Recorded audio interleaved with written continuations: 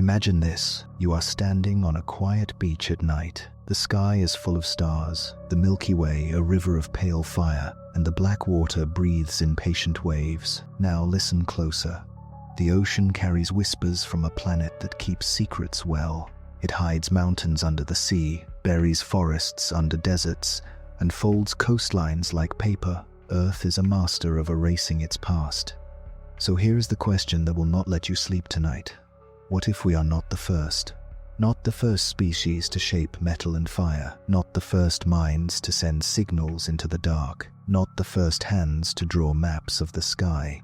What if another civilization lived here long before humans, rose to power, and then vanished so completely that our museums hold no memory of them? This is not a ghost story.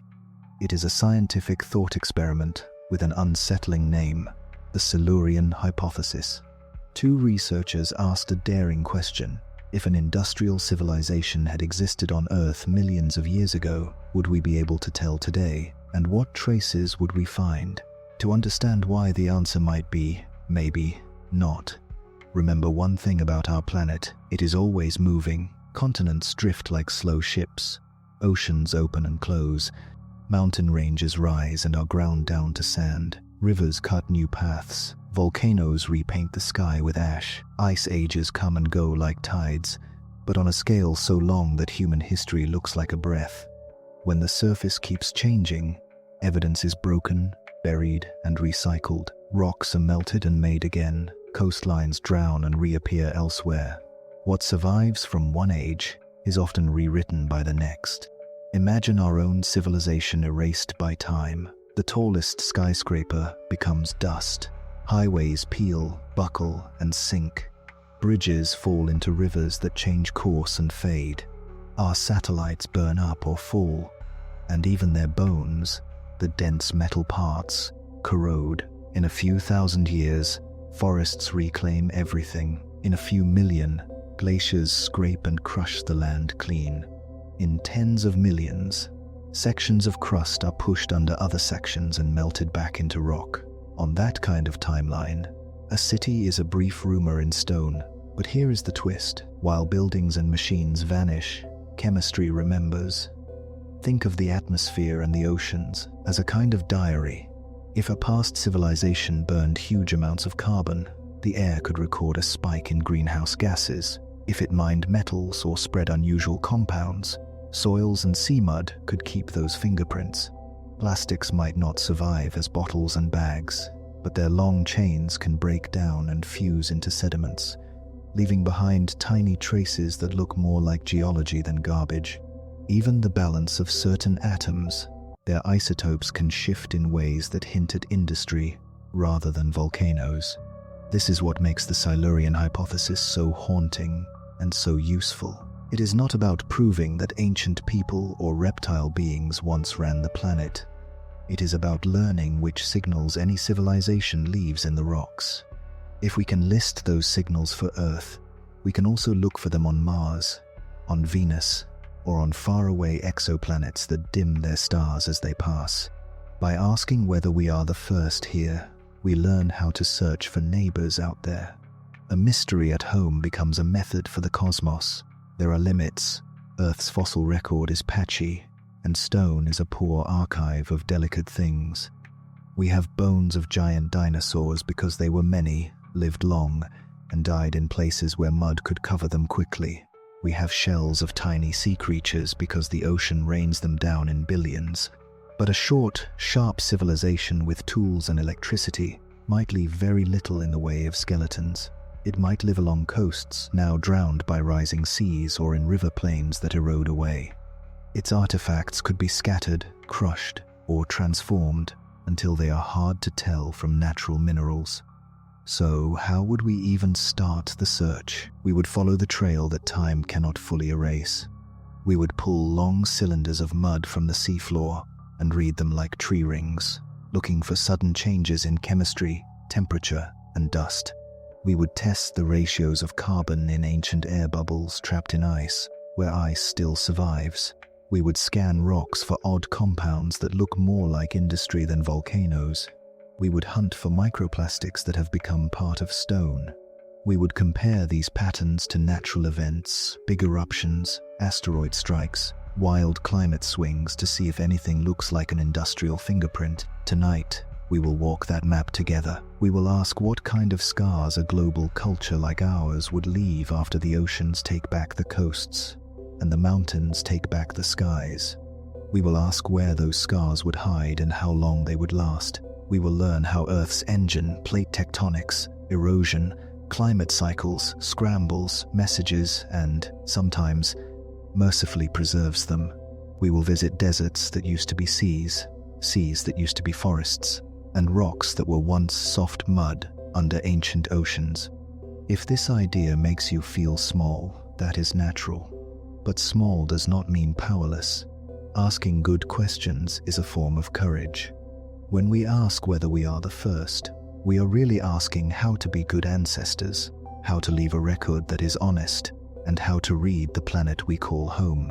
We may discover that we are indeed the first.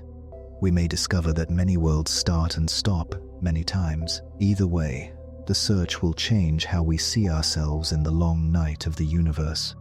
Take a breath. Look up at the stars one more time. The waves are still speaking. Let us listen. Before we begin the detective work, let's pin down what the Silurian Hypothesis actually is and where it came from. The name is half joke, half warning. It nods to an old science fiction story about ancient intelligent reptiles beneath our feet. The scientists who wrote the formal paper were not arguing for hidden lizard cities. They asked a cleaner question. If an industrial civilization had risen long before humans, could present-day geologists recognize it in the rocks? The paper appeared in 2018, written by astrophysicist Adam Frank and climate scientist Gavin Schmidt. One studies planets and habitability. The other studies Earth's climate and its signals. Together, they framed a thought experiment that turns our gaze both backward and outward. Backward, because our own global footprint will harden into geology. Outward, because learning to read that footprint teaches us how to search distant worlds for the signature of minds. So what would count as a signature? Start with chemistry. Burning fossil carbon pushes the atmosphere and oceans toward lighter carbon isotopes. Large volcanic eruptions push in a different direction. That difference makes isotope ratios a fingerprint. Another marker is the sudden layering of nitrogen compounds from fertilizer washing off fields into rivers and seas. Add the spread of synthetic molecules, industrial solvents, refrigerants, and other long-lived compounds that do not appear in nature. Plastics break down, but their fragments and altered polymers can become part of sediments and even fuse into rock. Geology keeps score in other ways. Rapid urbanization and mining move staggering amounts of sand, gravel, and ore. If you could freeze Earth and slice it open, you would see horizons where grains are oddly mixed and compacted, where heavy machinery has left dense, artificial layers. You would also see spikes of metals that rarely travel together in nature, aluminum alloys, stainless steel ingredients, and rare earth elements from electronics. Most of the hardware will corrode, but traces persist as altered minerals and unexpected metal ratios. Biology carries echoes too. Farming and urban growth rearrange ecosystems. A planet-wide shift in pollen grains can mark the rise of agriculture. An explosion of certain tiny plankton can mark fertilizer runoff and low-oxygen seas. The global shuffle of hardy species, rats, weeds, pests can be read in bones and seeds. Mass extinctions leave sharp cuts in biodiversity, followed by odd rebounds. All of those signals can stack within the same thin slice of time. Here is the hard part. Nature can fake many of these tricks. Earth has swung through fierce warmings and coolings. It has endured anoxic oceans that laid down black shales rich in carbon. Colossal volcanic events have scattered unusual metals and soot around the globe. One dramatic episode, the Paleocene-Eocene thermal maximum, spiked temperatures and flipped carbon isotopes in ways that echo aspects of today. So the goal is not to find a single weird layer. It is to find a bundle of markers that arrive together across many places and persist through later disturbances. The authors sketched a playbook. First, map the features that define our present layer, the Anthropocene, while we can still measure them directly: isotope tilts, fertilizer signatures, microplastics, novel compounds, metal mixes, and radionuclide pulses. Second, hunt older rocks and seafloor muds for lookalikes and test natural explanations until they break. Third, study how fast these markers fade, transform, or migrate, because deep time erases aggressively. The point is not to prove a prior civilization. It is to learn which planetary marks any civilization must leave. Time is the enemy of artifacts. A phone dropped in a river decays in years. A steel bridge fails in centuries. Concrete, our would-be stone, weathers and dissolves on longer scales. The ocean floor is recycled into the mantle over tens of millions of years. Continental crust lasts longer, but erosion and burial grind it down and shuffle it like a deck.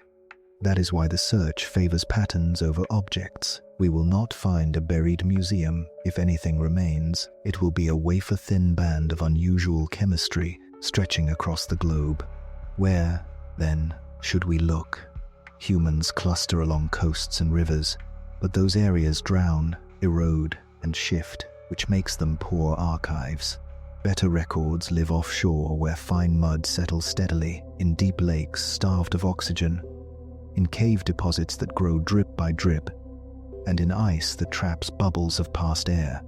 Each archive comes with limits. Each demands careful cross-checks. Pull enough cores, compare enough layers, and a picture emerges that is larger than any single site. Why does this matter? Because it turns a spooky question into a tool. By learning the geology of civilization, we improve our odds of spotting it elsewhere. Telescopes cannot see a city on a distant world, but they can read atmospheric chemistry. If we know what industrial fingerprints look like against the noisy background of nature, then the night sky becomes a set of testable clues, not just a canvas for wonder. In the next chapter, we will step into Earth's memory systems: rock, ice, water, and life, and see how they write, erase, and rewrite the story of a planet. We will ask how long our own layer will last, and what, if anything, could outlive us as a clear signal to the far future. Think of Earth as a library with many shelves, each writing in a different script. Rock writes slowly, but lasts. Mud writes quickly, and often. Ice writes with bubbles of air, like jars of breath from earlier skies. Life writes too, through shells, pollen, wood, and the tiny skeletons of plankton that drift down like snow. If we want to test the Silurian hypothesis, whether a pre-human industrial civilization could be detected today, we have to read every shelf and ask the same question: what survives long enough to be read? Begin with the ocean floor. In quiet basins where bottom waters hold little oxygen, fine grains settle each year and are not disturbed by burrowing animals. Those places are good for memory. A cylinder of mud taken from such a basin is a rolled-up scroll of time. Slice it, and you read downward into history. In modern layers, we already see a bundle of human signals: microplastics, ash spheres from coal burning, unusual mixes of metals from industry, and a tilt in carbon chemistry that points to fossil fuels. If a long-ago civilization had warmed its world or scattered novel compounds, those signals would not look like skyscrapers. They would look like chemistry written into clay. Because deep-sea mud can pile up for hundreds of thousands of years and then harden to rock on million-year scales, its chemistry could be sealed into mud the same way.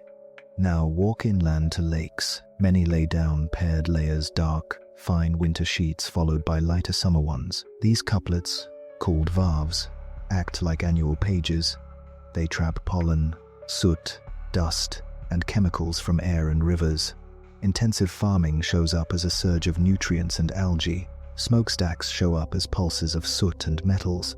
Even small lakes can therefore record regional industry, and thousands of lakes together can outline a world map of change. Caves keep different notes. Stone grows drip by drip, hanging from ceilings as stalactites and rising from floors as stalagmites. Their layers record the chemistry of rainwater filtering through soil above. When forests are cleared, when fires become common, when air grows more acidic or dustier, the cave stone shifts its mix of elements and isotopes. It is like a heart monitor for the land. A vanished town might leave no walls, but a cave below it will remember the change in breath. Ice is our most direct archive, though it lives only in cold, high places and on great ice sheets. Falling snow traps bubbles of air, then compresses into clear time capsules. By drilling deep cores, scientists read past atmospheres, carbon dioxide, methane, and trace gases. The ice also records the bomb spike, a global pulse of artificial radiocarbon from nuclear tests, and the rise and fall of lead pollution from gasoline. To a future reader, those pulses would announce that a planetary-scale technology briefly flashed across the ice. Life's pages are thin but everywhere. Pollen grains carry shapes that experts recognize at a glance. A sudden switch from wild woodland pollen to grains from crops is a loud signal of agriculture. In the oceans, plankton shells settle in drifts that become chalk and limestone. Their chemistry shifts with temperature and acidity, so those shells double as ancient thermometers and pH meters. When oxygen in seawater drops, dark, carbon-rich layers can spread across wide regions. Those layers often mark ecological stress, fish kills, and collapsing food webs. If something drove a fast global change long ago, the living pages would echo it as surely as ours do. What about technofossils, the rocks and residues we make by accident? On some beaches you can find plastiglomerate, a rough fusion of melted plastic, sand, and pebbles, a man-made stone. In cities, dust from concrete and fly ash from power plants drift and settle, leaving microscopic spheres and shards unlike anything volcanoes or deserts make. Mine tailings, slag heaps, and landfills move and mix minerals on a scale that rivals rivers. Electronics and metallurgy leave odd pairings of elements: aluminum with rare earths, chromium with nickel in stainless alloys that naturally seldom travel together. Most machines will rust, but these pairings can linger as subtle mineral fingerprints. Each shelf has limits. The ocean floor is recycled into the deep earth over tens of millions of years. Lakes are local and can dry up, leaving patchy records. Caves grow only where conditions are right. Ice melts when climates warm. That is why no single archive can carry the whole story. The trick is to stitch shelves together across the planet. Seafloor muds from more than one ocean, lake varves from several continents, cave stones from different climates, shells from ancient seabeds, and soils from lands that later turned to stone. When the same pattern appears across many shelves, the signal hardens from rumor into evidence. Now fold in the timeline of decay. If our species vanished, most structures would crumble quickly by geologic standards. The chemistry would fade more slowly. The carbon tilt in air and water might relax in tens of thousands of years. Plastics would fragment into ever smaller pieces, then into waxy residues bound into rock. Radionuclides would fade on clocks set by physics, some quickly, some over centuries and millennia. Metal spikes and odd element mixes could persist in sediments long after artifacts disappear. In deep time, patterns outlive objects. Suppose we did find such a pattern deep below layers we already know. The next step would be to prove it is not a natural look-alike. Earth has powerful tricks: giant volcanic outpourings that flood continents with lava and soot, asteroid strikes that blanket the globe with dust and strange minerals, and sudden climate flips that warm the seas and choke them of oxygen. These can mimic parts of the industrial signal. The test is whether the whole bundle appears at once, across the world, and in ways that point to industry rather than volcanoes. None of this claims that ancient cities once lined the shores of a vanished sea. It gives us a method. Earth's library is open, though the pages are torn and many chapters are missing. If we learn to read the shelves together, we can tell natural disaster from directed technology. And by doing that here, we sharpen our eyes for other worlds, where we cannot drill a core, but we can still read the air. Let's build a simple toolkit for spotting a civilization in stone by learning the difference between real technosignatures and nature's best imitations. Think of it like bird watching for rocks. You don't need equations, you need pattern sense. First decoy: giant volcano seasons. A few times in deep time, Earth split open and poured lava for ages. These episodes, called large igneous provinces, smother landscapes with basalt, dust the globe with ash and tiny glass, and vent huge amounts of carbon and sulfur. The climate warms, parts of the ocean run low on oxygen, and life struggles. Yet volcanism brings its own calling cards: thick stacks of basalt, soils rich in volcanic minerals, sulfur spikes, and metal ratios that match magma chemistry rather than industry. Second decoy: asteroid strikes. The famous one ended the age of dinosaurs. When a big rock hits, it scatters rare metals like iridium, melts crust into glassy beads, and leaves a razor-thin global line laced with shocked grains, deformed by brutal pressure. Fires can rage, skies can darken, and oceans can stumble. But the impact signature is a single, sudden page, one thin line with extraterrestrial metals and pressure minerals rather than a thick chapter full of technofossils and fertilizers. Third decoy: natural warm spells. The best studied is the Paleocene-Eocene thermal maximum, the PETM. Back then, the planet heated quickly on geologic time because extra carbon flooded the air and sea. The source is still debated: methane from the seafloor, volcanoes baking carbon-rich rocks, or both. The PETM left a worldwide tilt in carbon isotopes and signs of stressed, low-oxygen seas. But it lacks technofossils, no plastiglomerate, no odd pairings of aluminum with rare earths from electronics, no artificial radionuclides. Now sketch the bundle that would make any geologist sit up. Across many oceans and continents, you would want several signals arriving together. 1.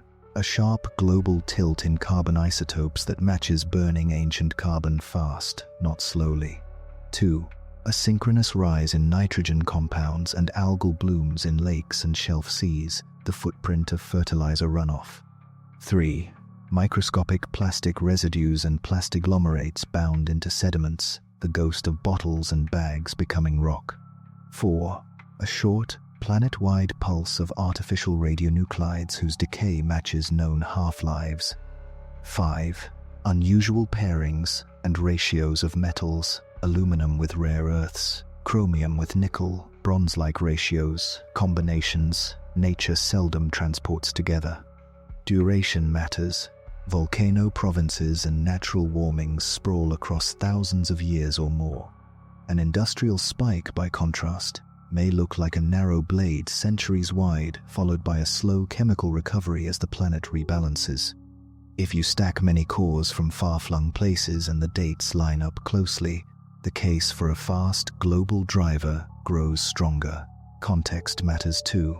If the chemistry screams warming, do nearby rocks show lava fields? If metals rise in strange ratios, do river deltas hold mine tailings and slag? If radionuclides appear, do their peaks mirror the well-known curve of bomb testing, rising in the mid-20th century and fading on known clocks? Cross-checks turn coincidence into evidence. What about artifacts? We all dream of a tool, a circuit, or a carved tablet. Deep time is brutal to objects. Yet Earth sometimes preserves vitrified surprises. Greenish glass called trinitite formed at early nuclear tests, keyline-baked clays from intense fires, and pebbles coated with industrial crusts. Translate that into deep time, and you search for unnatural rocks, plastic fused with sand, heavy metal coatings in quiet basins, clinker-like nodules in former wetlands, and cement-rich dusts that look nothing like volcanic ash, and microfibers lodged in ancient mud. Why haven't we already found such a horizon if it existed? Coverage. We have sampled only a sliver of the seafloor, and the oldest ocean crust has been recycled into the deep earth. On land, Rocks older than a few tens of millions of years are patchy and often jumbled by uplift and erosion. The archive is incomplete by design. Plate tectonics constantly cleans the slate. So the search leans on statistics, many cores, many regions, and many lines of evidence woven together until a pattern emerges that no single outcrop could prove on its own. Now flip the lens onto us, because our layer is the only confirmed example of a technological stratum. What are we writing into stone right now that a far future could still read? We are carving a carbon chapter with a steep opening line. We are sending rivers rich in nitrogen to the coasts and changing the balance of life from shore to open ocean. We have dusted the planet with a glitter of fly ash spheres and concrete grains. We have created a brief global pulse of artificial radionuclides, a timestamp as clear as a lighthouse flash.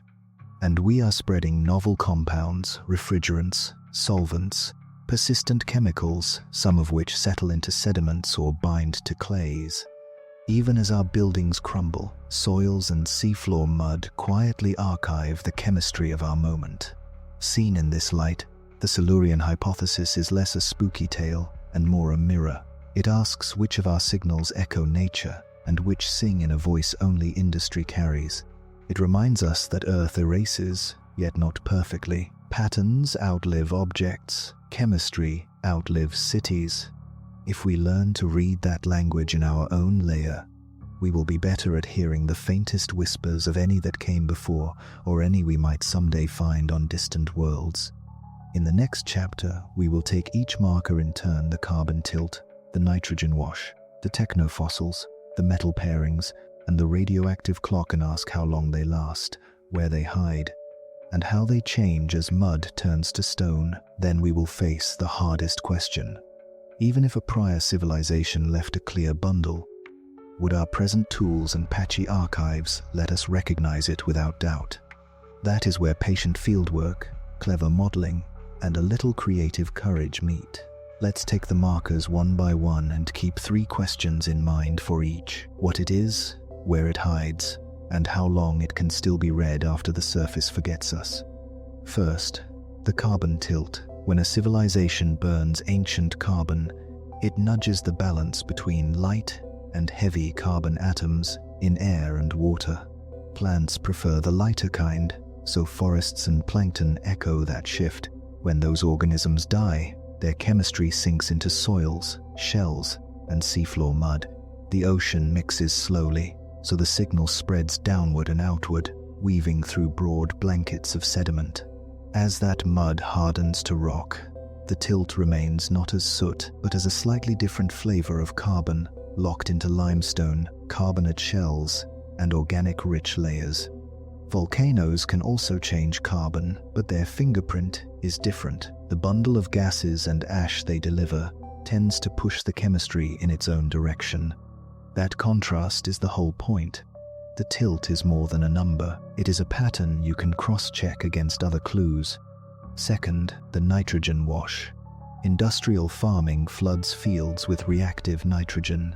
Rivers carry the excess to coasts, where algae bloom, die, and fall like green snow. Bottom waters lose oxygen. Dark, organic-rich mud spreads across shelves and bays. Later, those layers turn to stone. Their chemistry remembers the fertilizer long after every field is gone. Nature can also deliver big nutrient pulses, but the company they keep is different: volcanic dust, flood debris, or climate swings that unfold on other clocks. A civilization's wash tends to arrive fast, wide, and in sync with other markers. Third, technofossils, the things we never meant to fossilize. Plastics shred into confetti, then into threads and grains too small to see. On hot beaches or in waste fires, they fuse with sand into plastiglomerate, a rough man-made stone. Underground, pressure can turn them into waxy films and altered polymers bound to clay. Microfibers from clothing rain into lakes and seas and settle in quiet muds. Even if microbes learn to chew some chains, residues and additives can remain as stubborn, unnatural glues inside sediments. Cities add their own dusts, fly ash spheres from power plants, cement particles, glassy bits from high heat, tiny beads and shards that do not match volcanic or desert sands. You would not see a bottle, you would see a texture that only industry makes. Fourth, mining and smelting scatter element pairings that nature rarely moves together. Aluminum with rare earths from electronics, chromium with nickel from stainless steel, tungsten with cobalt from cutting tools. Machines corrode, but the elements endure. They bind to oxides and clays, drift into river deltas, and hide in the ultrafine layers that later become shale. In low oxygen basins, iron locks to sulfur and traps these travelers in solid minerals. Even if heat later reshuffles the exact minerals, the odd pairings remain odd. Nature can raise metals too, but rarely in these combinations, and at the same time as plastics, fertilizer signals, and a global carbon tilt. Fifth, the radioactive clock. Nuclear tests and reactors seeded Earth with artificial radionuclides. Some fade quickly on human scales, others linger much longer. They stick to clays, lodge in peat and lake mud, and even freeze into ice. Long after the loudest lines have dimmed, their daughter products and the sharp worldwide shape of the pulse can remain as timing marks. If any earlier civilization ever split atoms, that clock would be one of the easiest ways to date their flare, because nothing natural produces the same crisp global spike. How long could this bundle speak? Objects lose the race, bridges fall, phones rot, concrete crumbles, chemistry keeps running. In cool, oxygen-poor muds, plastics, and organic residues can sit for very long spans before pressure and heat change them. In marine rocks that avoid the hottest parts of burial, the carbon and nitrogen stories hold their shape. Metal barcodes persist even as minerals reshuffle. Radioactive traces fade on their own clocks, but leave patterns that careful labs can still measure. The biggest risk is not simple decay, it is shuffling. Rivers cut, landslides bury, faults tilt, and parts of the archive vanish. That is why scientists stitch together many sites into one story. Where is the bundle most likely to be strong? Continental shelves just offshore from big rivers write quickly and often run low on oxygen, perfect for memory. Deep lakes with quiet bottoms lay down neat annual pages. Oxygen-poor marine basins and fjords act like vaults. Caves archive the chemistry of the land above, drip by drip, over long spans. Coral skeletons and thick shell banks store seawater chemistry in tidy layers. Peat bogs and desert loess save dust and pollen. No single archive is complete. Together, they form a net, tight enough to catch a global shift. What blurs the picture? Heat and pressure drive diagenesis, the slow kitchen of geology. Minerals change, water escapes, organic matter cooks, sharp edges soften. But patterns can live through the kitchen. A carbon tilt may be muted but still there. Metal ratios may drift, yet the strange pairings remain strange. Plastics may turn to waxy smears, but additives and fused textures can still look unnatural. Even the bomb spike, after its loudest lines have faded, can remain as a subtle global curve. Now, connect the dots like a detective. A quick carbon tilt with no unusual metals might point to volcanoes. Unusual metals without plastics might be an odd ore body or a mining flood. Plastics and nitrogen surges without a worldwide clock could be a local dump and a river disaster. But if you pull cores from distant seas and lakes, and you find the tilt, the wash, the technofossils, the metal barcode, and the radioactive clock, and you find them together, the bundle speaks in a clear human voice, or in the voice of any species that learned the same tricks we did. This is why scientists are building a reference library while we still live inside the chapter. Teams measure air and water, count microplastics in deep-sea cores, catalog synthetic compounds in soils, and trace the bomb spike through lakes and ice. Work appears in climate reports, ocean surveys, and journals of geology and astrobiology, building on the 2018 paper that formalized the Silurian Hypothesis. The goal is simple: make a Rosetta Stone for civilization. With it, we can read old rocks more fairly and scan the skies more wisely, turning a spooky question into a practical tool for exploring our own past and the futures of other worlds. If we're going to ask whether someone came before us, we have to ask a quieter question first. When could they have come? Not every slice of Earth's past is friendly to cities, tools, or global trade. Some ages were ice and thunder, others were warm, wet, and overflowing with life. To make industry, a species needs energy, stable land, useful minerals, and time without world-ending disasters. That narrows the windows. Picture the long stretch after animals took to land. Forests spread, insects buzzed, reptiles and later mammals explored every shape the imagination allows. Across these chapters, coastlines were rich, river plains were broad, and climates in many places were steady for very long spans. Those are the sorts of places where a clever species could gather in numbers, farm, smelt, and build. They're also the very places most likely to drown and erode when seas rise, which is one reason this question is so slippery. Energy is the heart of the puzzle. Our own industrial rise leaned hard on fossil fuels, coal, oil, gas, ancient sunshine pressed into rock. Here's a simple paradox. If a powerful civilization had burned through those same fuels, many of the richest deposits we tap today would be missing or thinned. They aren't. That suggests three possibilities. 1. No such civilization ever burned them. 2. If one did, it was brief or small enough not to drain much. 3. It lived before many of the deposits we use even formed, which would force it to run on different power altogether. What could that power be? Wood is the oldest story, but it scales poorly. Burn enough forests and your own fuel vanishes. Wind, water, and sun are eternal but need technology that leaves scars of its own. Mine the metals for turbines and panels, pour concrete for dams, thread the land with wires. Geothermal and tides are steady and quiet. A world that leaned on them might write a lighter chemical signature, but would still reshuffle metals and sands. Nuclear would shout loudest in the rock, because its clock, those artificial radionuclides, keeps ticking after the storytellers are gone.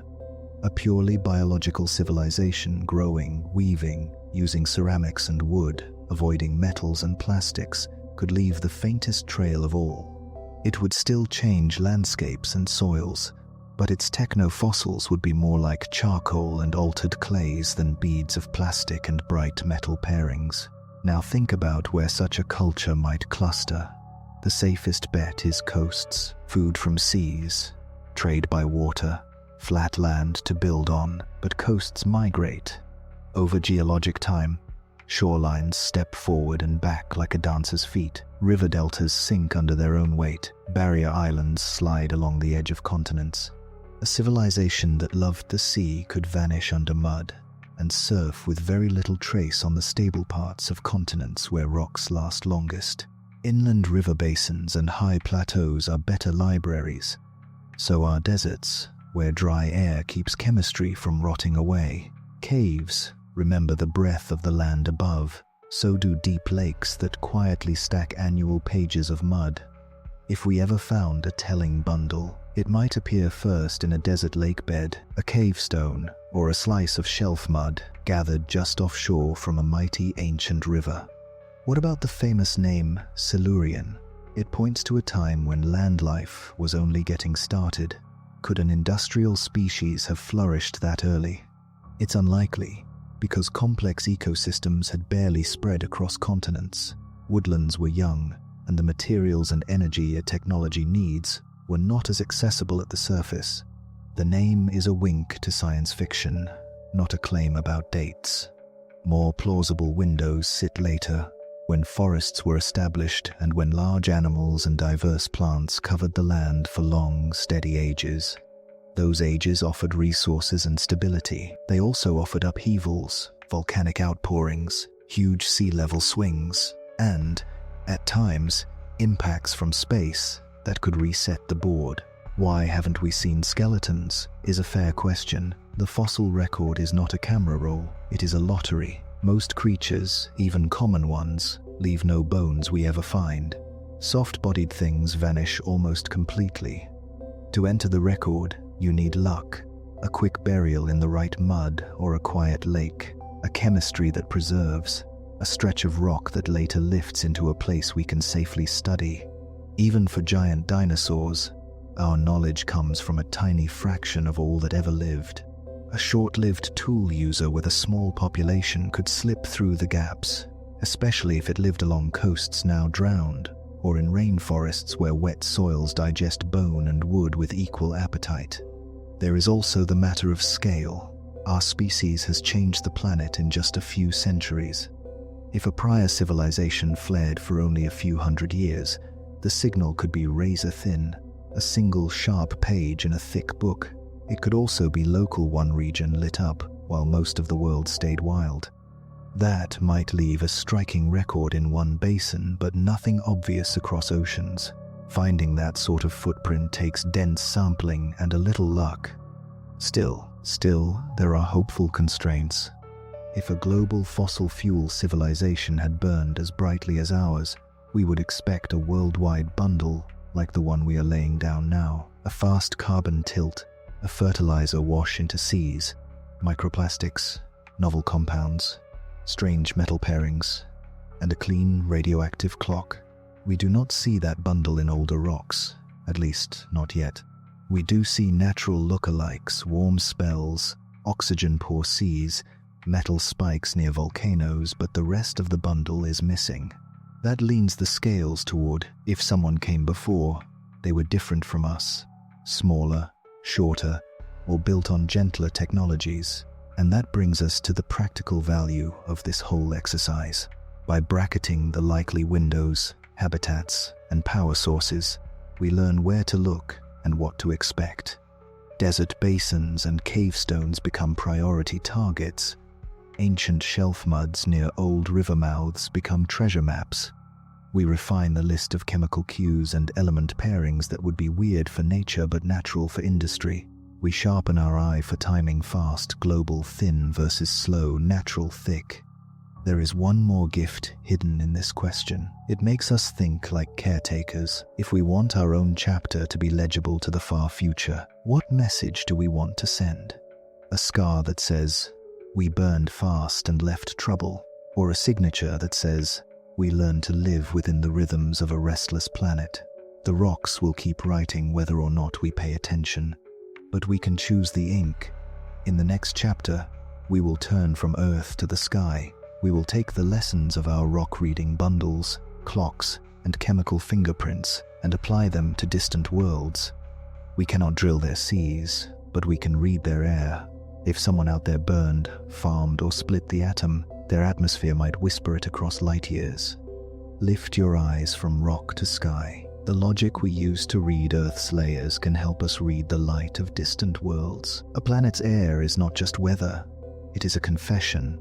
When starlight filters through an atmosphere or reflects off clouds, the air stamps that light with thin fingerprints. Spread into a spectrum, those marks reveal gases, temperatures, and cloud heights. We cannot touch those worlds, but their light can tell us their habits. There are three main ways to listen.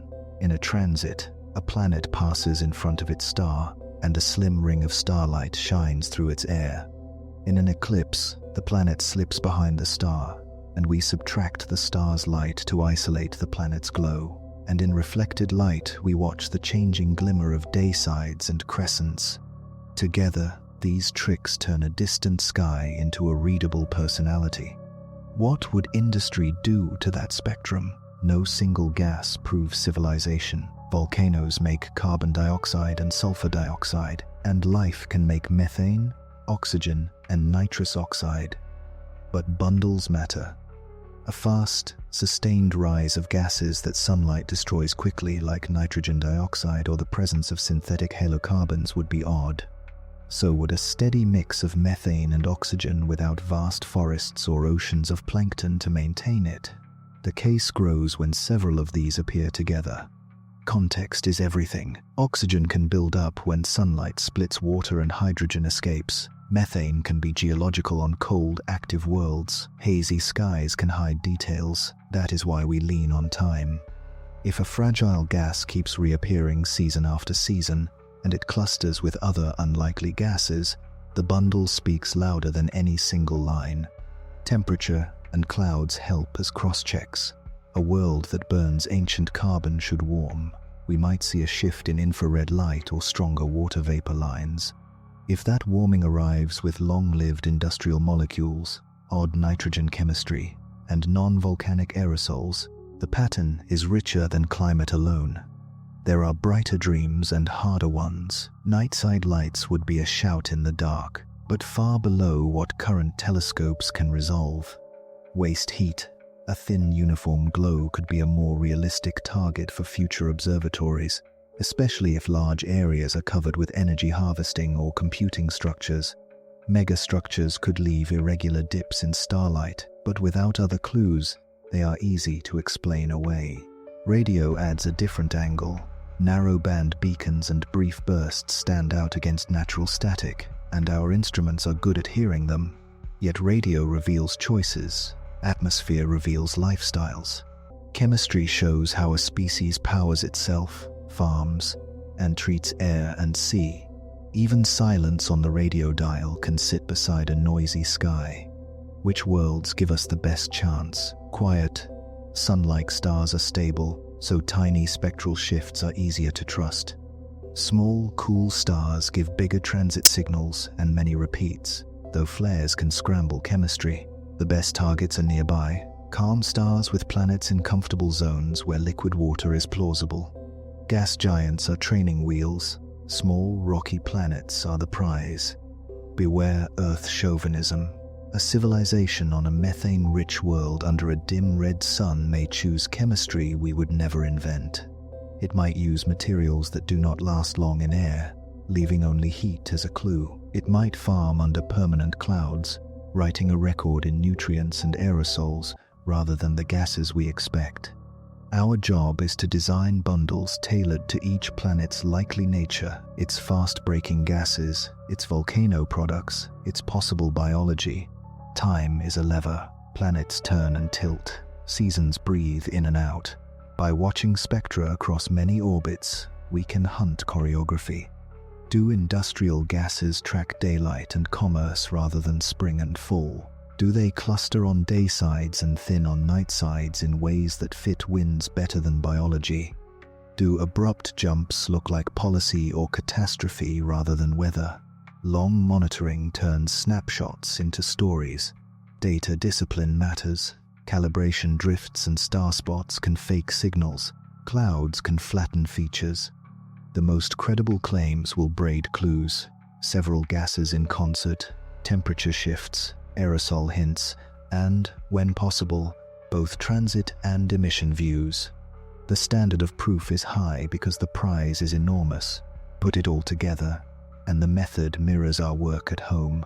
Listen for bundles, compare against nature's playbook, check timing, ask whether the picture survives different kinds of light.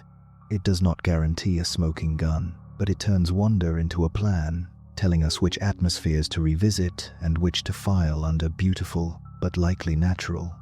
Why chase clues this subtle? Because the first civilization we meet may never know we exist, and we may never hear their voice. Light crosses the dark, whether or not anyone intends it to.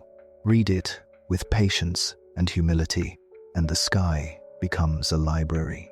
Somewhere in those pages, a world may already be whispering that it learned the same hard lessons we are learning now, that energy has consequences, that chemistry keeps receipts, and that every civilization writes its story into its air. Next, we will test this toolkit on familiar neighbors. We will look at Venus and Mars to learn how nature sculpts lifeless skies, and we will look at Earth from the outside to see our own bundle in miniature. Then we return to deep time and ask, if someone did come before us here, what would their sky have looked like from afar? And would we have noticed? Lift your eyes from rock back to sky. Our toolkit for reading civilizations through chemistry only makes sense if it works on familiar worlds first. Think of the solar system as a set of practice exams before we sit the real test among the stars. Start with Venus, the dazzling evening star that hides an oven. Its clouds are sulfuric acid, its air a crushing ocean of carbon dioxide. Sunlight pours in, heat tries to leave, the dense sky traps it. The surface stays furnace hot day and night. Read Venus only by its light, and you get a blunt message. Giant carbon dioxide bands, a little water high in the clouds, sulfur compounds, and a near-uniform thermal glow. None of that needs technology. Nature, given the right starting mix and sunlight, can drive a runaway greenhouse that overwhelms every other signal. Lesson 1. A dramatic atmosphere is not proof of machines. Now look at Mars. Small, cold, and rust-red.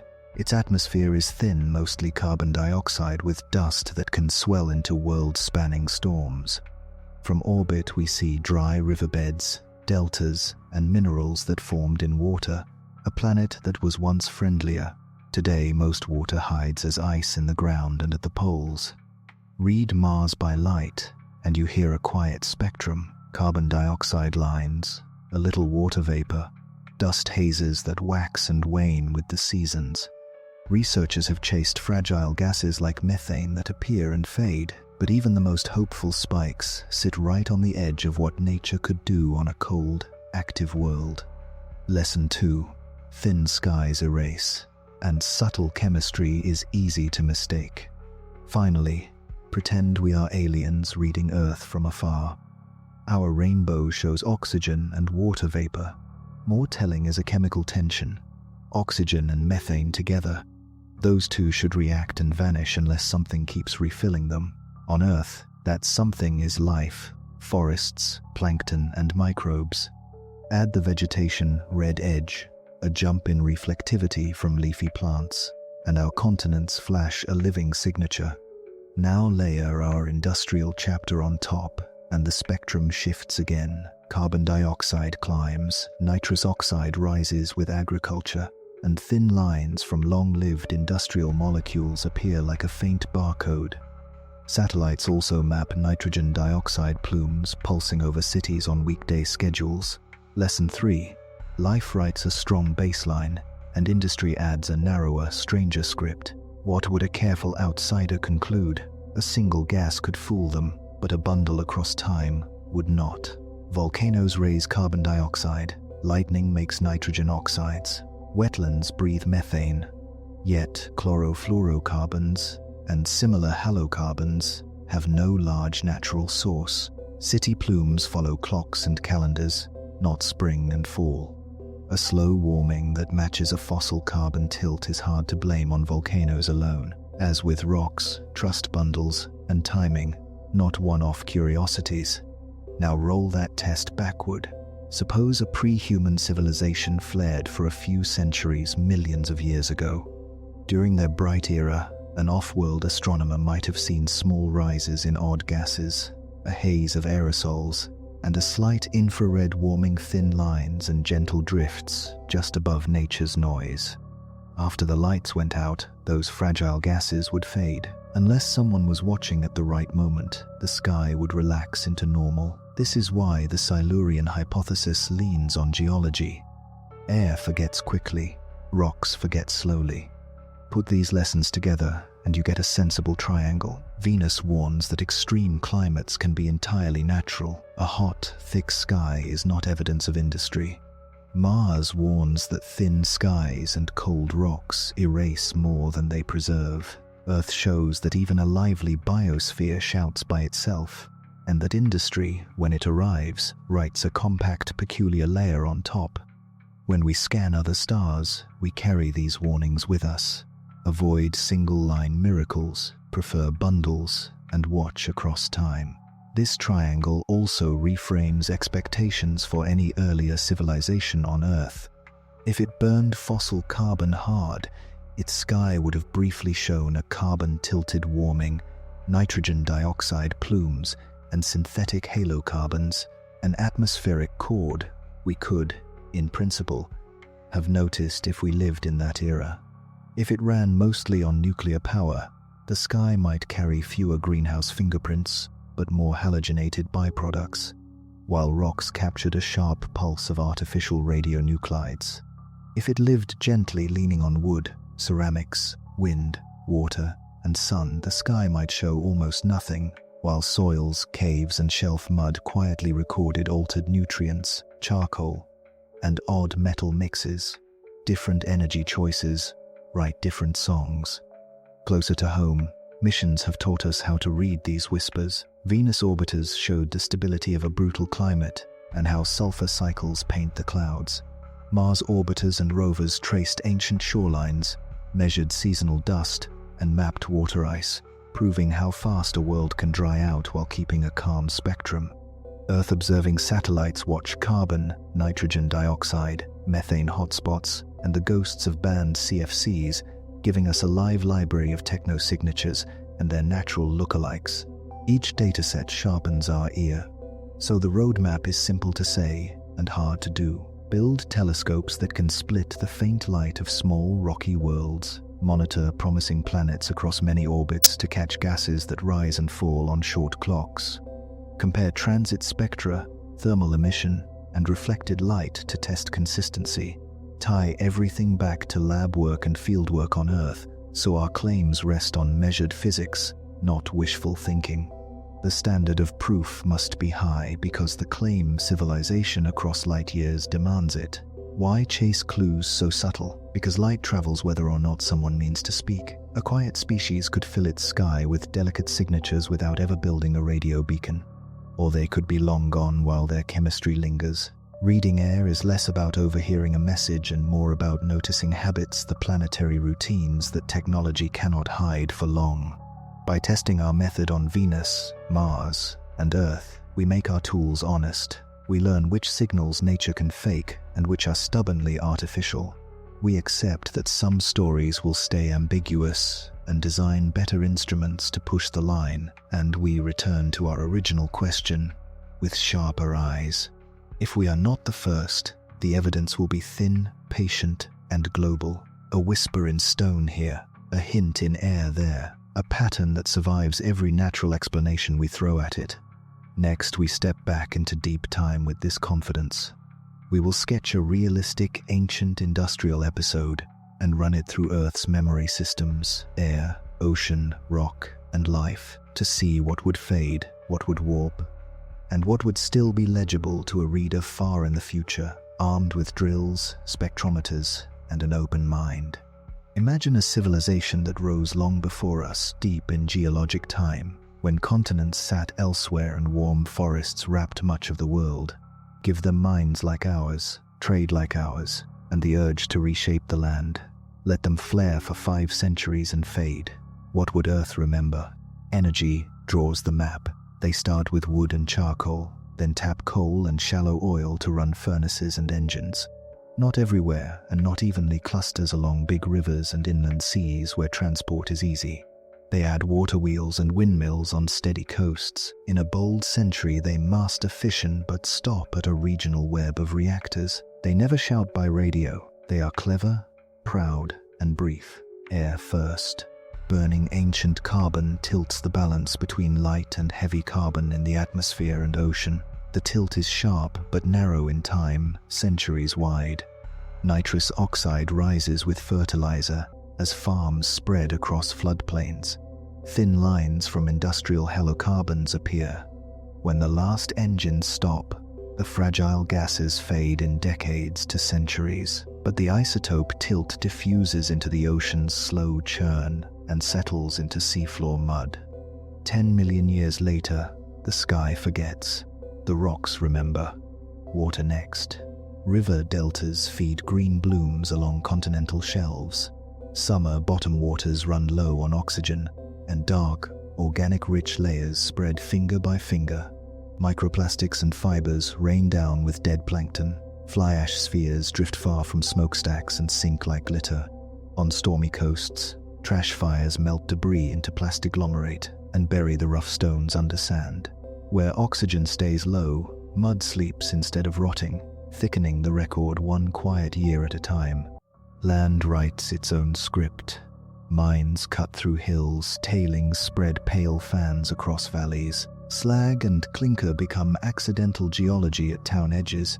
Concrete dust joins desert dust in thin, persistent films. In caves beneath farm belts, dripstone records a steady shift in the chemistry of rain, a memory of cleared forests and fertilized fields.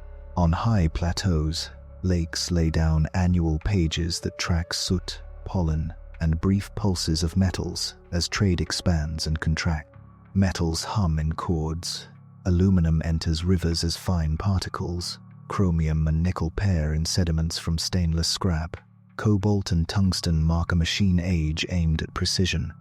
These elements rarely travel together in nature, yet here they spike within the same thin chapter as plastic residues, nitrogen compounds, and the carbon tilt. Even when burial heat reshuffles minerals, the ratios remain odd. Then the unambiguous clock, fission products. Reactors seed the world with artificial radionuclides that cling to clays, peat, and lake muds. The loudest isotopes fade on human scales, but daughter products whisper for longer.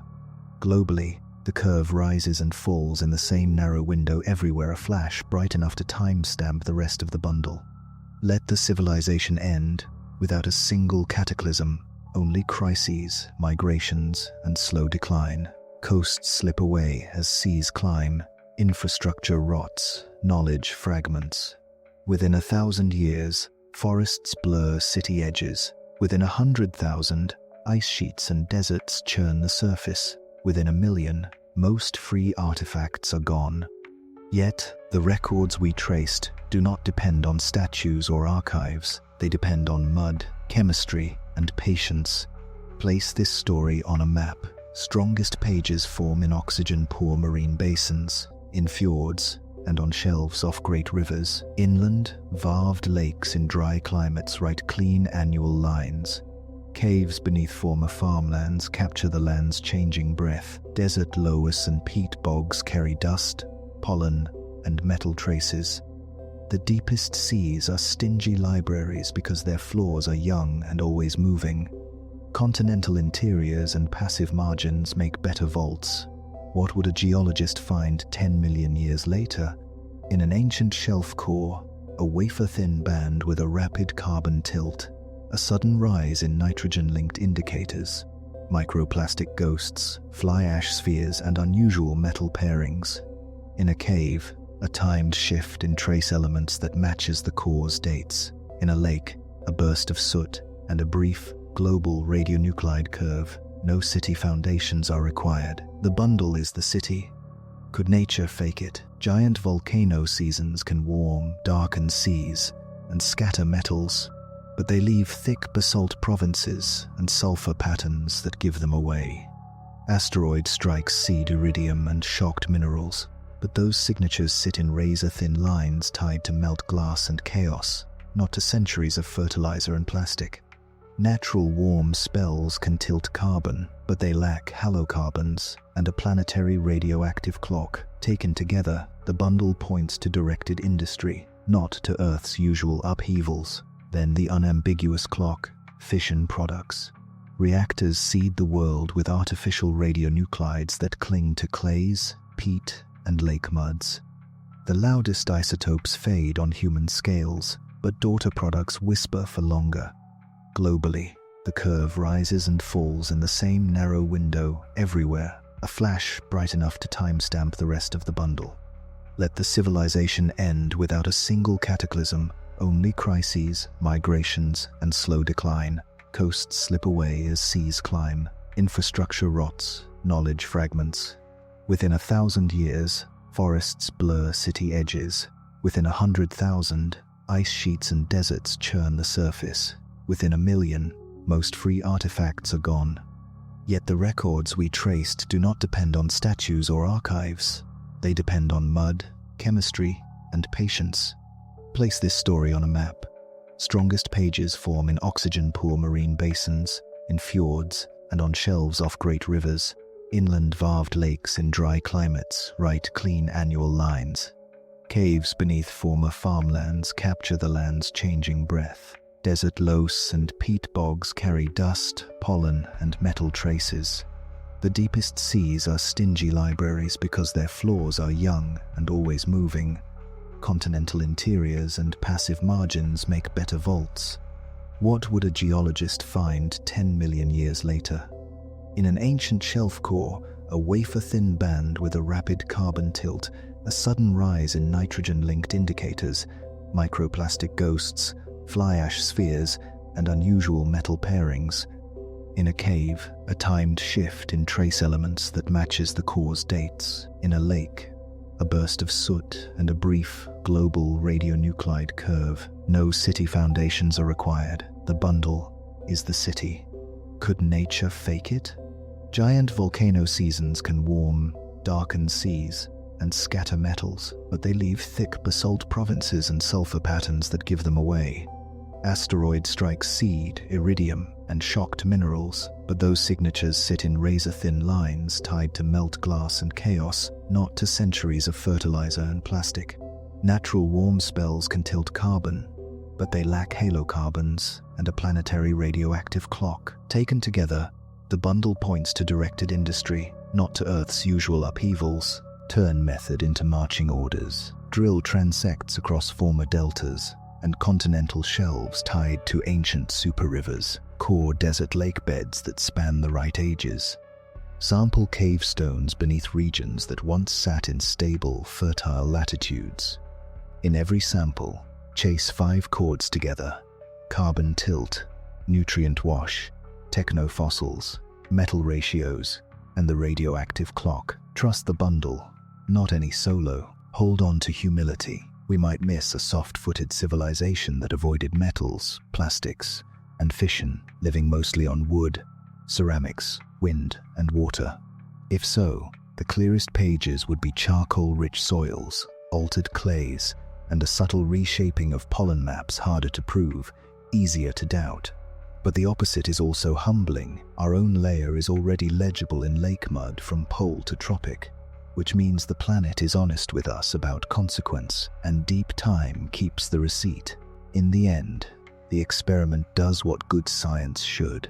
It sets a trap for our favorite story. If we want to believe we were not the first, we must pass the claim through rocks, chemistry, and clocks. If the bundle appears, someone long ago lit the world and walked away. If it does not, then we are pioneers, and our responsibility is larger than we thought. Either answer sharpens how we see this restless, remembering Earth. Now that we have a picture of what to look for, let's turn the Silurian Hypothesis into a step-by-step search plan you could hand to a field team tomorrow. The goal is simple: try hard to prove the idea wrong. If it survives those trials, it becomes interesting. If it breaks, we learned something about Earth. Step 1. Draw a world map of likely archives. Mark continental shelves off the mouths of ancient super rivers. Mark deep, quiet lakes on old plateaus. Mark known oxygen-poor marine basins and long, stable cave systems beneath regions that once carried forests and farms. Shade deserts that preserve dust and pollen. This map tells you where patient sediments piled up and stayed put. Step 2. Pick time windows. Favor long, calm intervals between the great dramas of impacts and megavolcano seasons. Choose chapters when sea level was high and coasts were wide, because that is where trade and cities tend to cluster. Add windows nature already made suspicious episodes with fast warming, oxygen-poor seas, or sharp swings in carbon chemistry. Those are natural lookalikes. If any hide a true bundle, they are good places to search. Step 3. Drill and cross-check. In each region, pull parallel cores a few miles apart so that landslides or river shifts cannot fool you.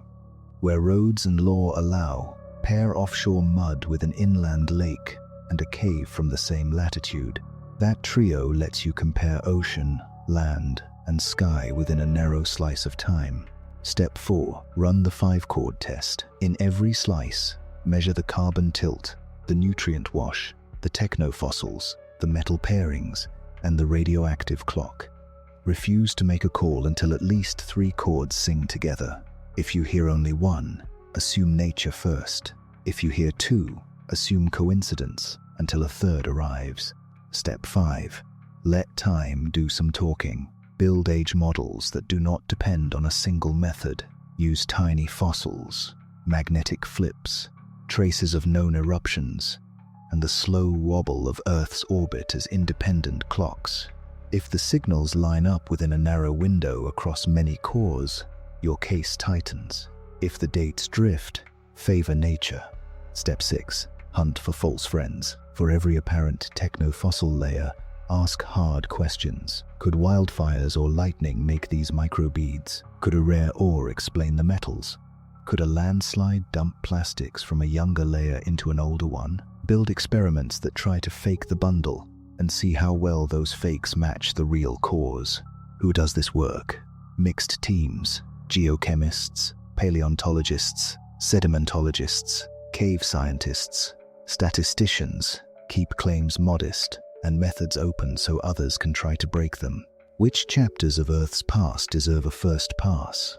Two families stand out. One is the set of ocean anoxic events, times when large parts of the sea went breathless and laid down dark, carbon-rich shales.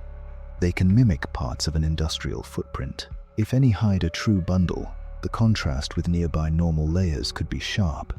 The other family is sudden warm spikes. Those episodes tilted carbon and stressed life. If a bundle exists there, it should cluster within the peak. What instruments matter? Mass spectrometers for isotope ratios, chromatography for long-lived synthetic compounds, electron microscopes for fly ash spheres and microfibers, X-ray methods for metal ratios, and low background counters for faint radionuclide daughters. No sci-fi needed. The key is disciplined, skeptical use. What role could machine learning play? Not as an oracle, but as a sorter. Give it millions of microscope images, and it can flag spheres and shards that look industrial.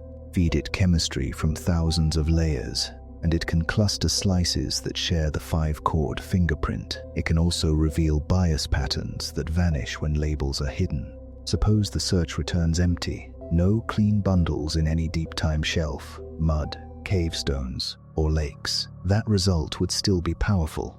It would tell us that if someone came before, they were small, local, gentle, or very different from us.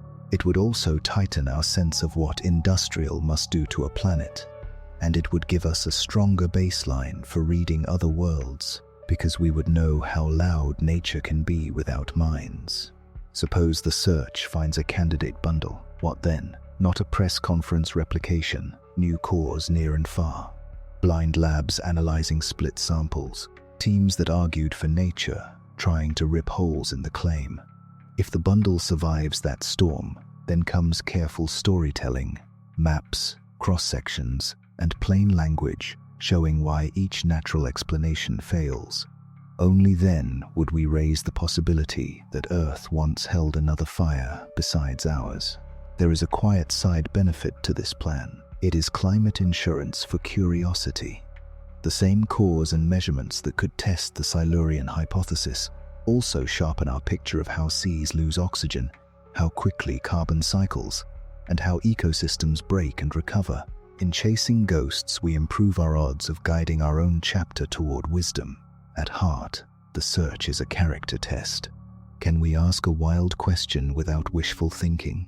Can we design experiments that are fair even to answers we do not like? The rocks do not care. They only record.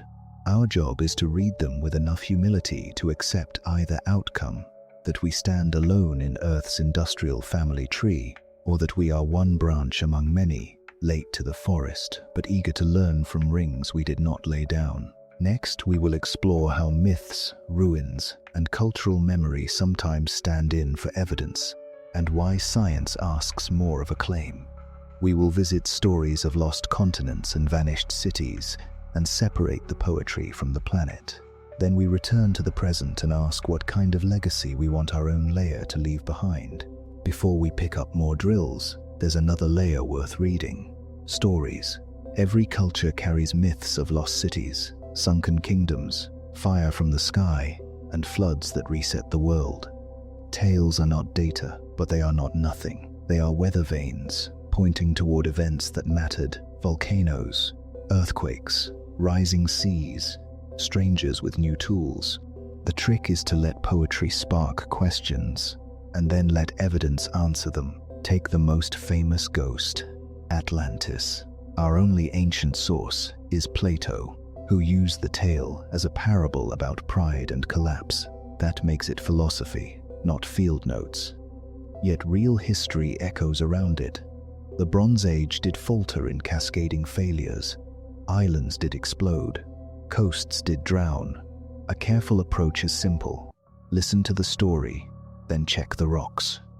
If a city fell to the sea, shorelines should carry scars, tsunami sand layers, splintered rubble, sudden salt-loving pollen where farms once stood, and marine shells appearing abruptly above land soils. Now consider out-of-place artifacts. Many vanish under scrutiny. A carved fish becomes natural weathering. A metal fragment proves to be modern contamination. A headline-ready mystery turns to dust in a lab.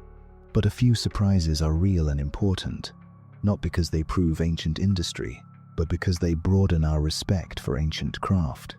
The Antikythera mechanism, raised from a shipwreck, is genuine, a complex geared calculator from the Hellenistic world, centuries ahead of what textbooks once implied, dazzling but human.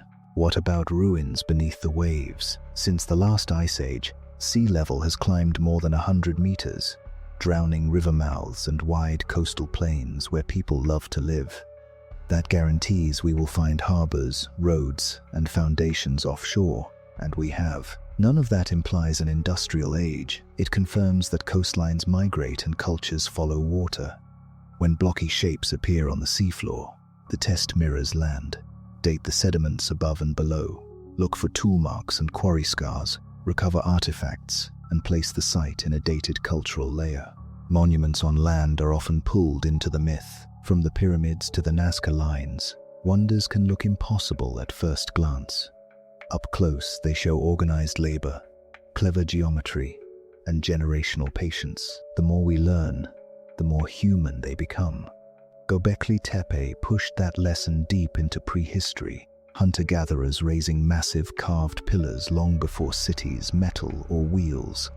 The site rattled timelines, not because it whispers industry, but because it shows how social imagination can flower without engines or smelters. Flood myths deserve special respect. From Mesopotamia to Polynesia, stories tell of waters rising and worlds resetting. They read like memory traces of real disasters, deltas jumping course, storm surges punching inland, coasts stepping forward as ice sheets melted. Oral tradition can carry echoes for thousands of years, changing in detail but faithful to the emotional truth. We build on edges, and the sea sometimes takes back what we claim. A geologist hears the tale and goes hunting for sand sheets, marine microfossils in odd places, and abrupt shifts in river mud. Why does the mind reach for a vanished high-tech past? Ruins are magnetic. Quiet stone makes time feel heavy. Technology feels like destiny. It is hard to imagine people as smart as us, choosing different paths. And we are latecomers is both humbling and romantic. The Silurian Hypothesis invites that romance, then reins it in. Bring your best stories, it says, and ask them to survive hard tests, bundled signals, global timing, and patterns that make sense across oceans and archives.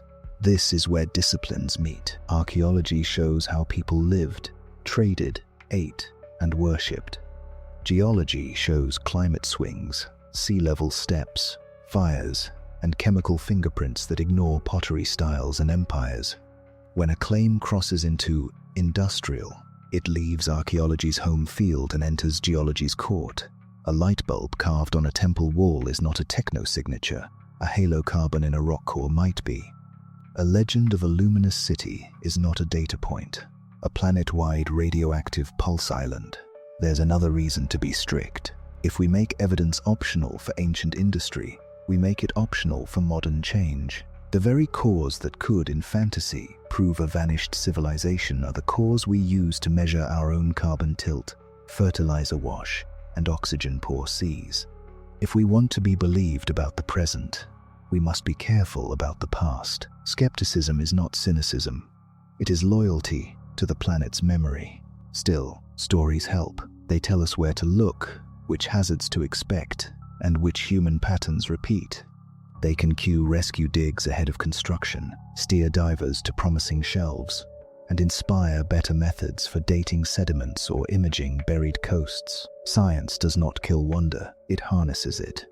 The best day is when a legend points to a trench, the trench yields a signal, and the signal teaches us something we did not already believe. So let's keep the poetry and keep the bar high.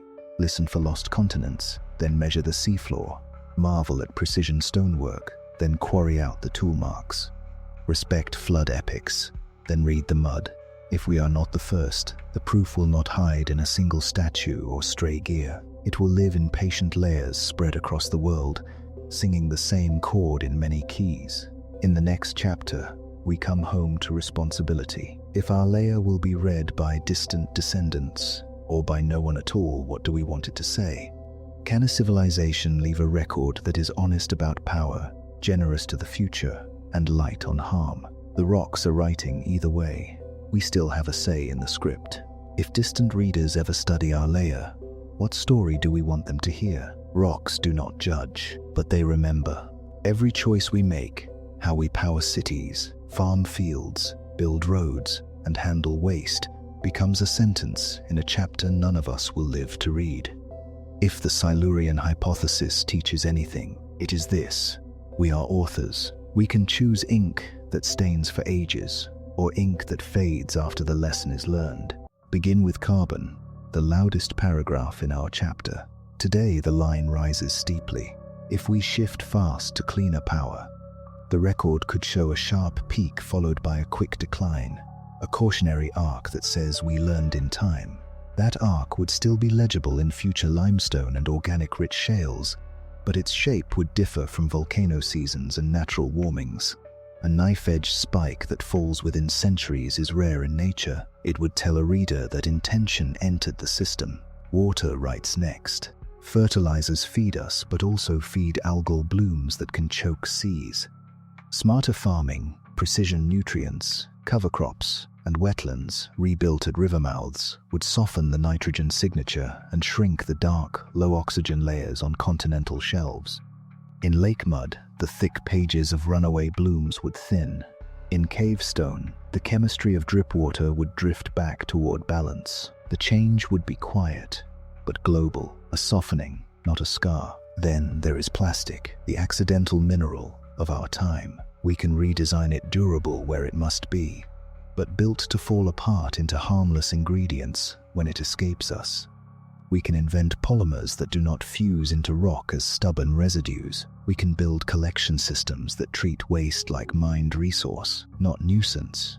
In beach, sand, and deep-sea mud, the storm of microfibers and fly ash spheres would slow, then fade. To a geologist, that would read like a species learning to close its loops.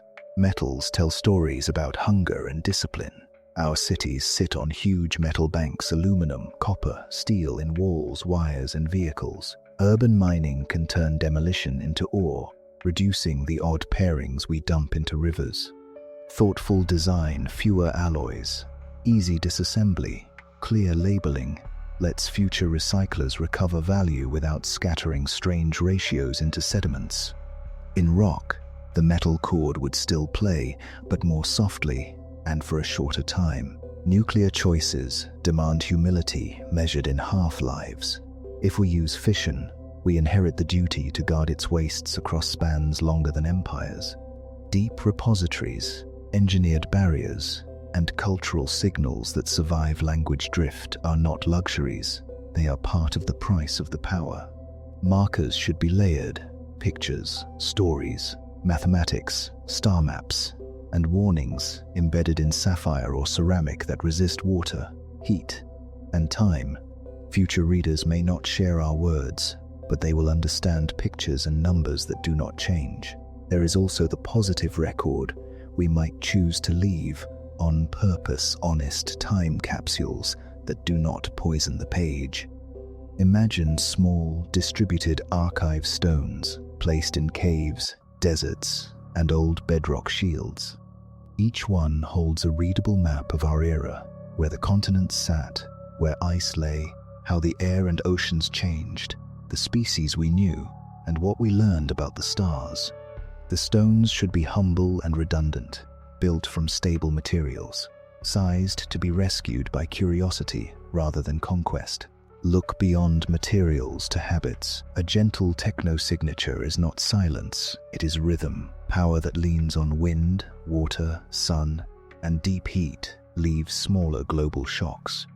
Food grown with soil in mind leaves pollen maps that keep diversity instead of sudden monocultures. Cities planned for reuse leave less random dust and fewer throwaway strata. None of this erases our layer, it tunes it. To the far future, our chapter would read as a pulse of learning rather than a long fever. This is not only moral talk, it is practical science. Satellites already watch our chapter as it forms mapping carbon dioxide and nitrogen dioxide over city grids, tracking methane leaks from farms and wells. Agencies like NASA and ESA publish those maps so policy can meet physics. Ocean buoys and ships measure the breadth of the sea. Caves are logged drip by teams who see the land's chemistry changing in real time. We are the first civilization to watch its own geologic signature while it is being written. There is a fair worry here. Do we want to be found? A loud technosignature might invite attention we do not want. A gentle one might be read only by patient, careful minds with drills and microscopes instead of conquest in their hearts. We cannot predict who will come after us, on Earth or elsewhere. We can only choose to leave a record that is honest, humane, and survivable. Think of legacy as a conversation across time. We can send 3 statements. First, we existed, and we cared enough to say so clearly. Second, we learned and we corrected our course when the planet answered back. Third, we left room in the atmosphere, room in food webs, room in the rocks for others to live and to learn. If those sentences are true, then even if our cities fade and our languages die, the layer itself will be a kind teacher. So, if we are the first, let our chapter be worthy of that luck. If we are not the first, let our chapter be kinder than whoever came before. The Silurian Hypothesis began as a way to frame a question about ghosts. It ends by teaching us how to be good ancestors. Rocks remember. Let's give them something worth remembering. Next, we will put this legacy lens back onto the search itself, how to design missions, archives, and education so that the work can continue for centuries, no matter who is holding the drill or steering the telescope. Long projects win against deep time. We can start them now. Designing for deep time begins with a decision that sounds simple and feels impossible. Build work that will outlive us. If the Silurian Hypothesis is a question we hand to the future, our job is to organize people, tools, and memory, so the search never depends on one leader, one nation, or one budget cycle. Think cathedrals, not sprints.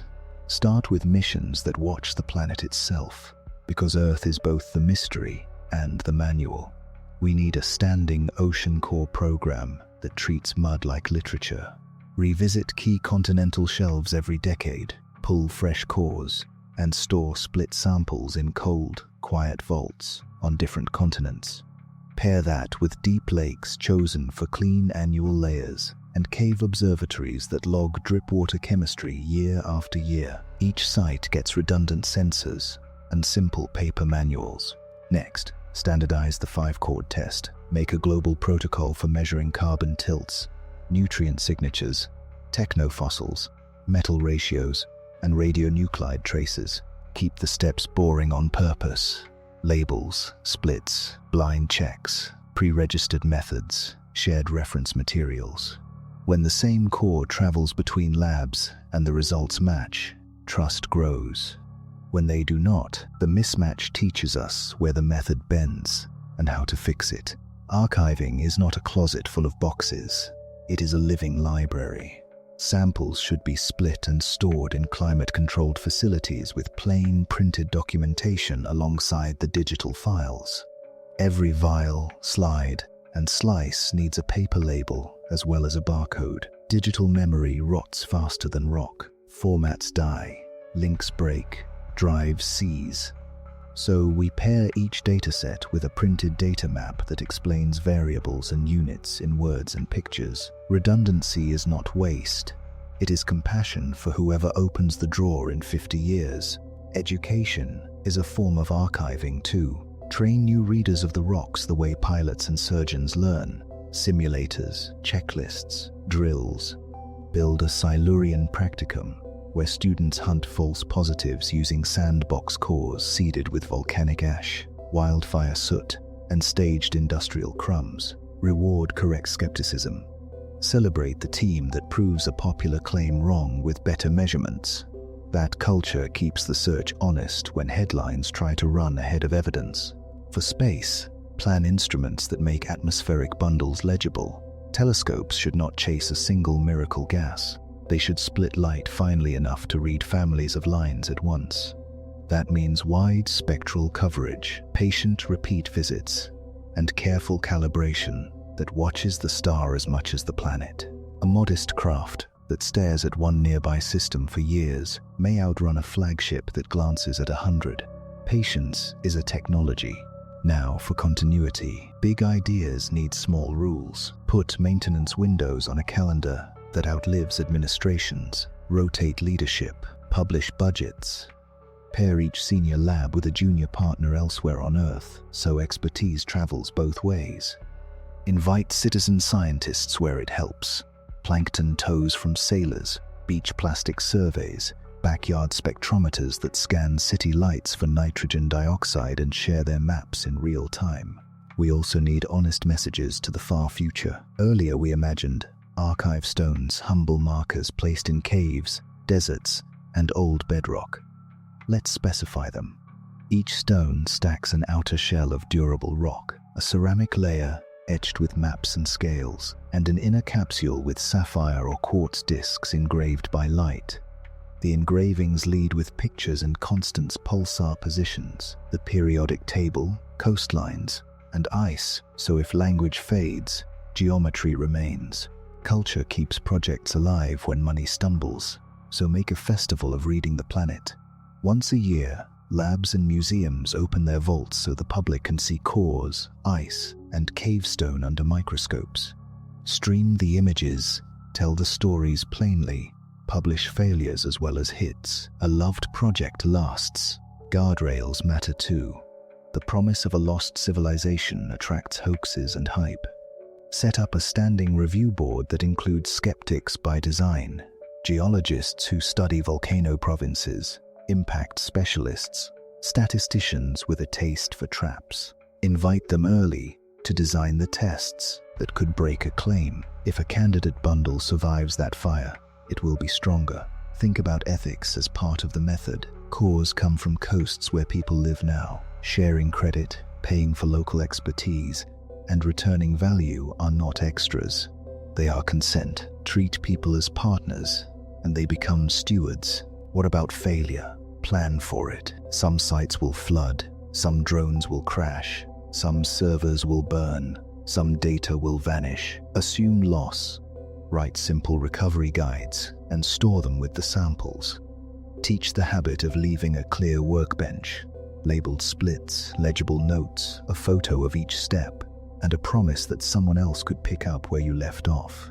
Deep time rewards tidy habits. Finally, give the work a story that fits into hearts as well as journals. Are we the first? Is a good question because it is both scientific and human. It invites humility without demanding despair.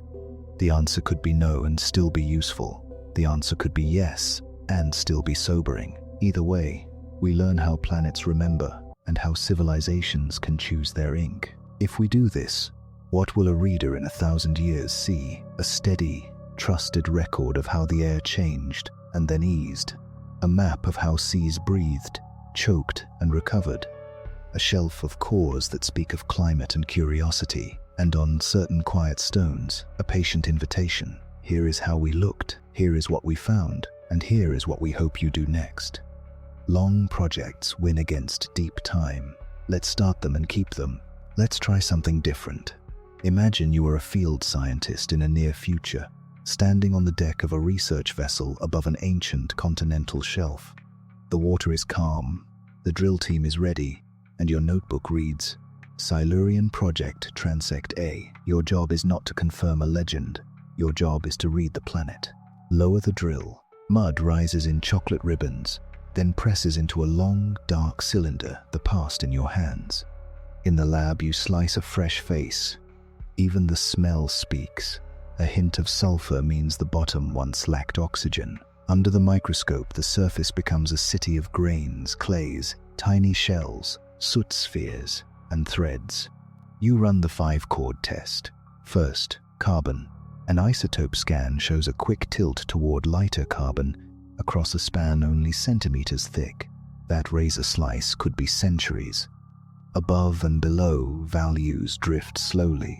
Inside the slice, the change is abrupt.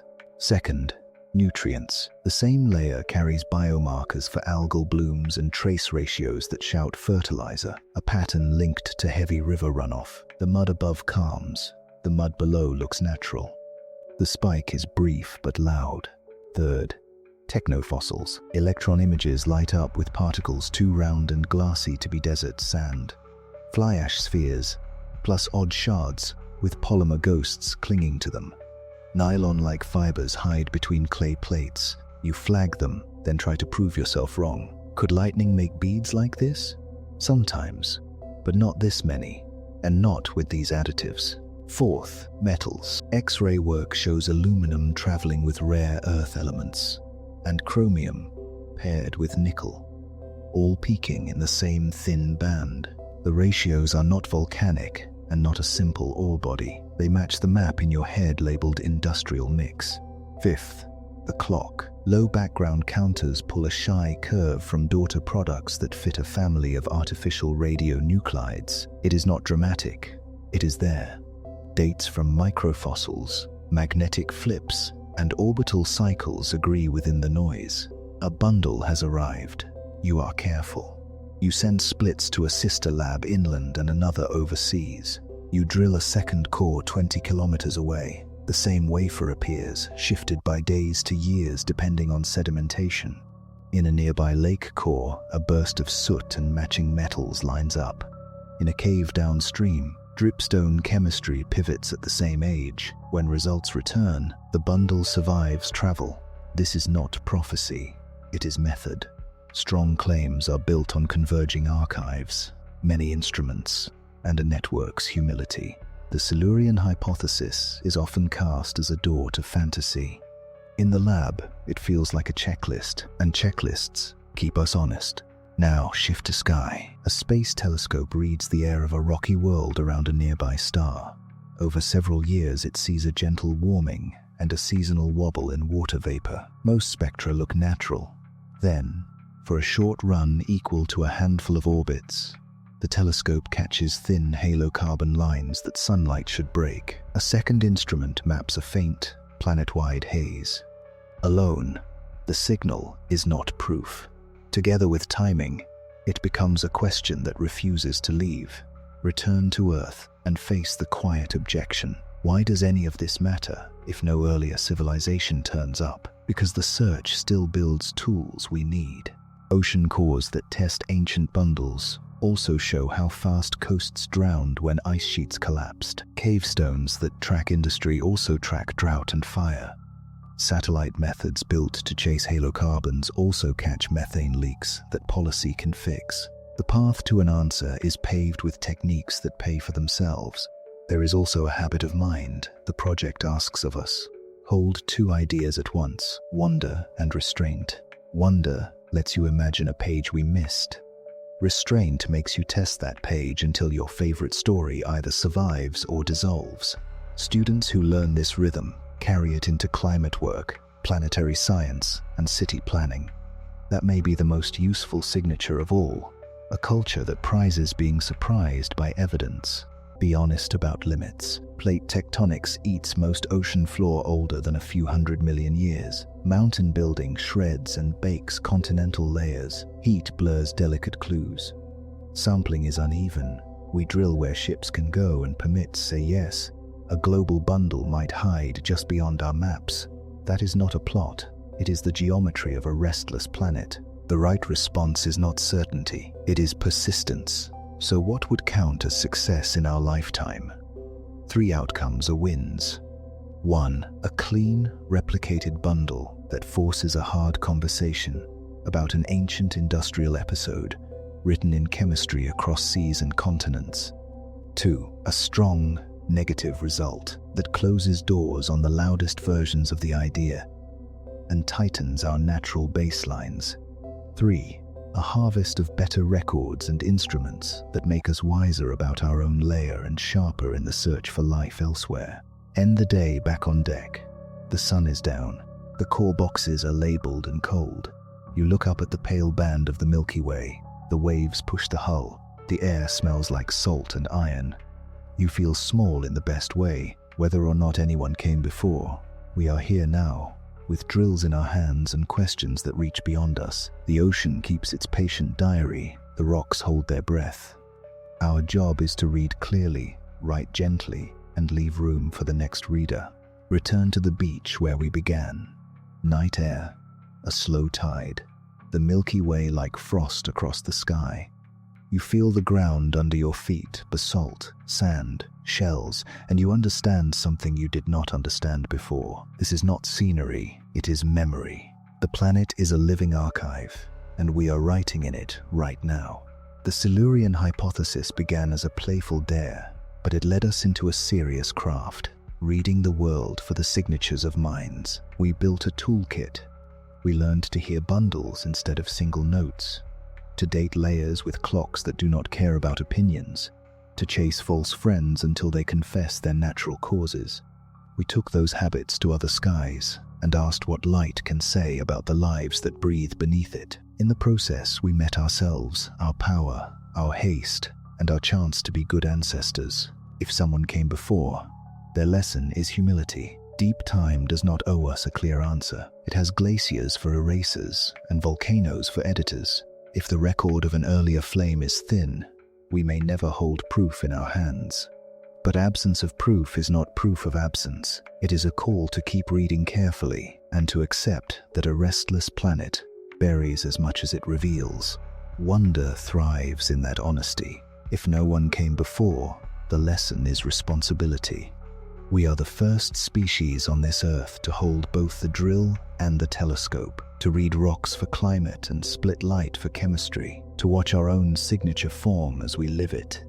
We can choose to make that signature short and teachable instead of long and punishing. We can bend the carbon spike, heal coastal seas, quiet the storm of microplastics, and treat metals as a library we lend and return, not a glitter we scatter and forget. Picture a reader far ahead.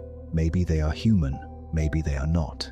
They open a core from an old shelf and run the 5-chord test. They see the spike rise and fall within centuries. They see fertilizers surge and then soften as rivers learn restraint. They see the dust of cities swell and then thin, the odd metal pairings peak and fade, the artificial clock tick on and then grow quiet. They read our layer as a pivot, not a crash. The thought warms you like a small fire in a cold place. There is a quieter legacy too, one you can join tonight. It is the habit of leaving the world legible. Clear notes, labeled samples, shared maps, open methods, and stories told in plain words. The same discipline that would make a lost civilization discoverable makes our own work trustworthy now. Scientists call it good practice. Future readers will call it kindness.